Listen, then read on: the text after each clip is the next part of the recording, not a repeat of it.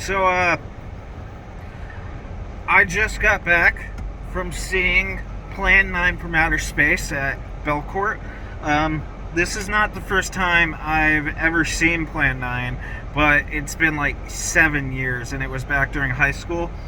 It was actually a really interesting first viewing of it. I've also already known about Plan 9 before that first time because I was especially big into James Rolfe's Cinemassacre videos. I still am, but not nearly as obsessive as I used to be. And he did like this 2-part marathon on Ed Wood, who, in case you don't know, directed Plan 9 from Outer Space. So, but again, that was back during high school, and that was like 7 years ago, I think. So,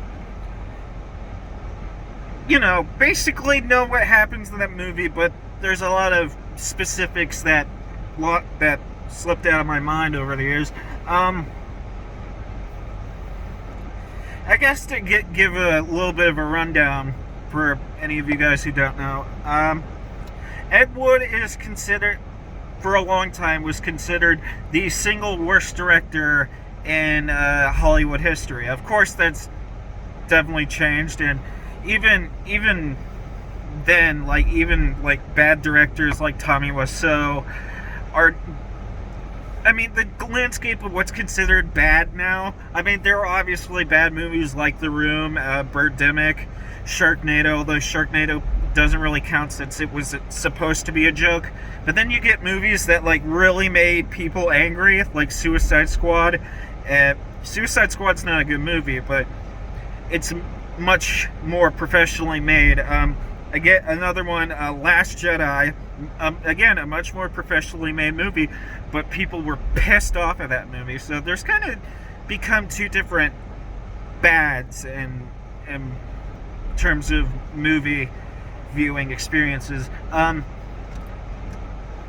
For Ed Wood, he I think he was really known for 3 bad movies. Of course, the Plan 9 from Outer Space, which I just saw. There was also Glen or Glinda, which was probably one of the first examples of first depictions of transgender, transitioning. Probably not a good example of it, although the movie Ed Wood, not the man Ed Wood, the movie Ed Wood said that Ed Wood cross-dressed, so I don't know if that movie's kind of based off Ed himself or not, but whatever. I'm kind of blanking on what the third one's name is. It's probably something really boring like House of Horror, and it's the movie that's infamous for the rubber octopus that attacks Bela Lugosi, who, in order to make it look like it's attacking Bela Lugosi clearly is just pulling on the octopus's legs to make it look like it's attacking him. And then Plan 9 from Outer Space, the third one in that series of films, that was the crescendo of poor Ed Wood's career in Hollywood. I think he just went to making porn afterwards. So, obviously Plan 9 from Outer Space is not a good movie.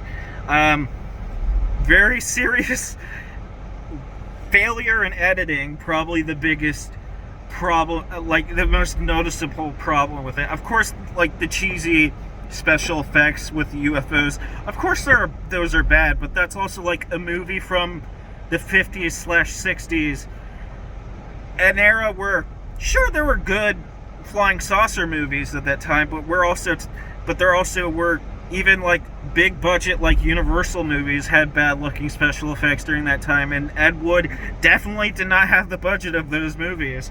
But editing, a prime example of this is anytime Bela Lugosi is technically in this movie, although he died before.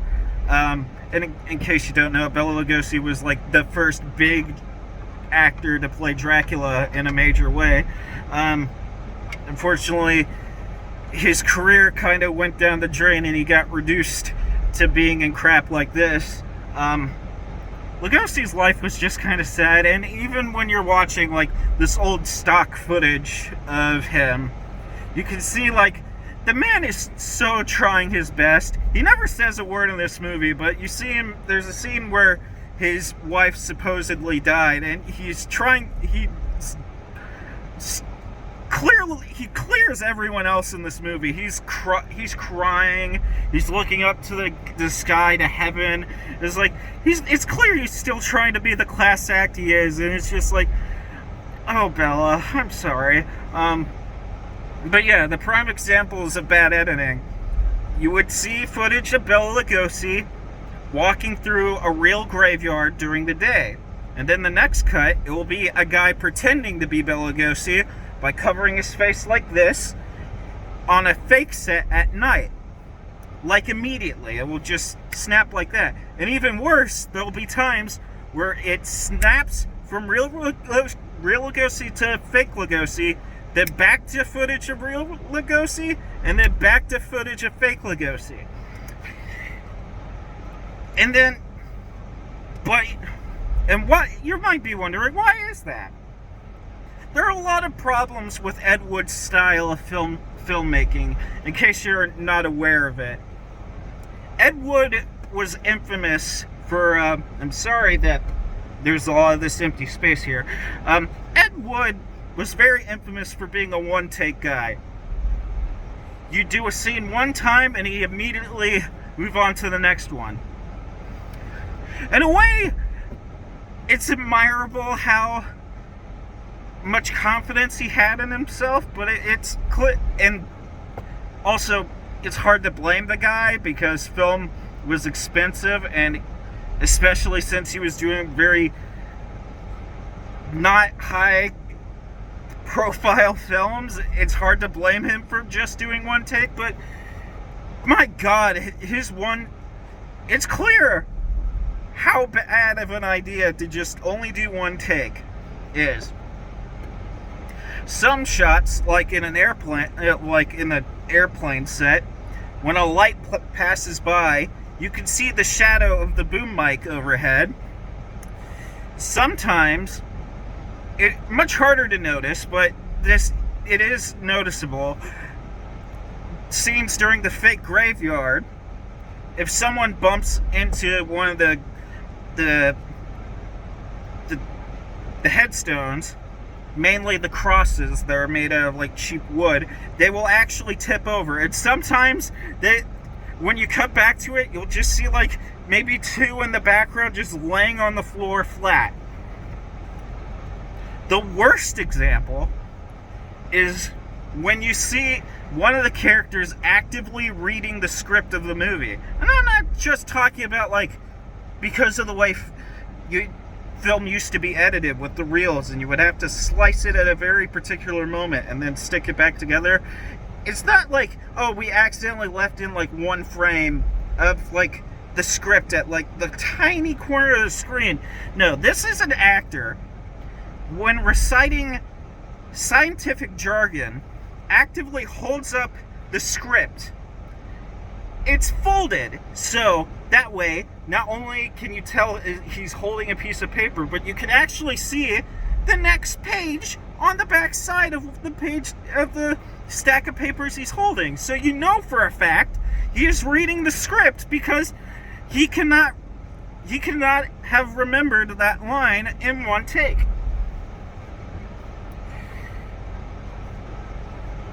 Also, just, bad sets all around. I talked about how bad looking the graveyard looked. The spaceships are especially awful. The house is probably the only set that looks good in that movie, but the spaceship, when you think of like cheesy sci-fi stuff from the 50s, even stuff like whatever the movie The Roman was, you would still have like, at the very least, cardboard control panels everywhere. No, the spaceship, the head spaceship, not particularly the spaceship that lands in the cemetery, is just curtains. These high-tech aliens that have traveled across the galaxy is just a room with a bunch of curtains and like a wood table you would find at your job. And you know, it's honestly impressive. And the movie makes use of a lot of stock footage. I already talked about how he repurposed footage of Lugosi for this movie, but there's also like he took like old like war films, like old World War II, possibly even after World War II footage of weapons testing and stuff like that. It's honestly surprises me someone as incompetent as Ed Wood made use of stock footage like that. Now, I already sort of talked about the big ones, but Plan 9 from Outer Space is one of those magical bad movies where everything fails. Everything fails. The script is nonsensical. The aliens are trying to invade the Earth. They say it's so weird. They say that they come under peaceful circumstances, and yet, like, the first, like, what the Plan 9 is to raise an army of the undead, like, basically make zombies out of our cemeteries and, like, invade us. Granted, they say it's because we might eventually build a It's cute this movie actively tried to be about something. This movie is very anti-war and very, like, anti-building of more dangerous weapons, which isn't necessarily a bad thing for Ed Wood to believe in. It's especially during that time period, it was very scary that the atom bomb and then the hydrogen bomb was made. So, like, the aliens in this movie we're talking about, we might eventually build a solar bomb. And the explanation for that is silly. But their plan is to build an army of the undead. And yet, like, despite all the time they spent flying around the world, especially mainly in the U.S. They only really fly around in the U.S., but they specifically, despite wanting to build an army of the undead, they go to California. Not necessarily a bad point. Near Hollywood, again, not a bad point, because Hollywood's very crowded. But they don't even go to, like, a Hollywood cemetery. They go to a town next to Hollywood that's specifically said to be a small town, and they resurrect a grand total of 3 people. One is the Bela Lugosi stand-in. One is a woman called Vampira, who looks like Morticia Adams and Vampira and Lily Munster. I'm pretty sure this actress was kind of the inspiration for all of those characters. She is iconic looking, and if there's one thing about this movie that kind of works is it's fun to see an old black and white movie, and it's fun to hear kind of that old school horror movie score again, that old school Hollywood soundtrack, and I think that's cute. But and then there's God, I'm blanking on the actor's name, but he's the third zombie is a big heavy man. And first of all, they specifically had to kill them. They didn't pick up the first 2 they got from graves, but they specifically had to kill this guy. They couldn't go to another grave, apparently. They had to kill the third guy. And another example of how bad the one take only is that we get a shot of him trying to rise out of the grave, but he clearly is having trouble with it, so he's stuck for a second, and then it just immediately cuts to him outside of the grave, because there was no way to properly get him out of there. We have such genius lines as well, the lieutenant is dead, murdered, and somebody is responsible. And of course, these aliens who speak eloquently and talk about how we are not so different, and about how our our constant need for scientific advancement and to develop different bombs, about how dangerous that is to the universe, he resorts to shouting like a child. Is like, "Your stupid minds! Stupid! Stupid!" One thing the audience didn't quite get. The audience I saw this with at the Belcourt had clearly understood the movie and were laughing a lot. But one line that sort of went over the head, which is, I think, one of the most underrated lines of the movie, is like, it was a flying saucer and it was shaped like a cigar. After you just described it as a flying saucer, not a UFO, specifically a flying saucer, of a spaceship known for its saucer shape. But yeah, it's the quintessential bad movie. Like there's like 3 to 4 juggernauts of ultra bad movies, like worst movies ever made. It's Plan 9 from Outer Space, The Room. You'll sometimes get Birdemic. Sometimes you'll get Manos, The Hands of Fate. But The Room, Birdemic, The Room, Plan 9 from Outer Space. You'll get Birdemic, and, God, why did I always say 4? 4 when I... Why did I even say 4? Anyways, but I think, that's what I was really... Talking about worst... Oh, Troll 2. I forgot. How did I forget Troll 2? That was so bad. Conan O'Brien, made a big deal about it. But that was sort of the main thing I was thinking about when I was going into this movie. Because so much about movie-going has changed. Movies, filmmaking, and just opinions on things have changed. And I was wondering, is Plan 9 from Outer Space still the worst movie ever made? Because The Room's pretty up there. The Room's pretty bad. The Room also fails at having awful it doesn't fail. It has awful dialogue. Terrible writing and dialogue. I think I already said that. God, I'm really tired. But yeah. And also, The Room also has weird, set design things where, they just use the basic buying a picture frame from a shop image. So that's why you see random spoons and pictures around the set, because they just literally bought it from a store. Also, Troll 2 is just wildly baffling. And then, you get movies that aren't even really fun bad movies, like Suicide Squad, Morbius, movies that are just kind of droll, dull, lifeless. And it's hard to say, Plan 9 is not lifeless. It's baffling. And you can never, I can't even really say I was mad. But then again, I'm seeing it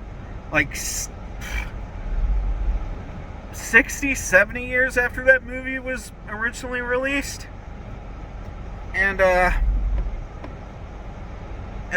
of course, I grew up in the generation of ironic humor, so of course I had a blast seeing this movie. So, is it still the worst movie ever made? And I think, because I've never seen Manos, The Hands of Fate, that this movie is technically set design, editing, sometimes sound design, writing, direction, technically, on every aspect, yes, this is still the worst movie ever made. And yet, it's clear that history looks back fondly on Ed Wood, mainly due to the Tim Burton movie, because it's hard to say that man didn't try. It's not... in many ways he didn't, but in many ways he was very confident in himself, and he had a blast while doing it. So, Ed, I know you've passed away a while ago, but thank you for leaving a mark on cinema that's never going to go away. And you know what? You made a movie. I haven't made a movie. I'm very sad about that. But you know what, Ed? You made a movie. It's a bad movie, but you know what? Not everyone gets to do that. And not everyone gets to be remembered forever in a Tim Burton movie that I'm pretty sure won several Academy Awards. So I salute you, and to everyone who's watching, thank you for listening to me ramble about a movie that you most definitely have seen reviews on. But hopefully I've added something to this. I don't know what it is. I guess just mainly the discussion point of whether or not this still should count as the worst movie of all time. Some of you will most definitely disagree with me. The Room is a very tempting option. In fact, it's probably the more famous option. But I can say this. I think Tommy Wiseau can edit better. I mean, I guess another person edited that movie, but things are properly framed on camera in that movie. And the green screen, while bad, is better than the flying saucer effects in this movie. So, thank you for watching. Hopefully, I may do this more often. I might even try to do this weekly, or at the very least bi-weekly. There's a lot of movies going out. I am very interested in that Paul Giamatti movie. I think that comes out in December though, but I'm going to have fun with that. Looks very 80s. So, see ya.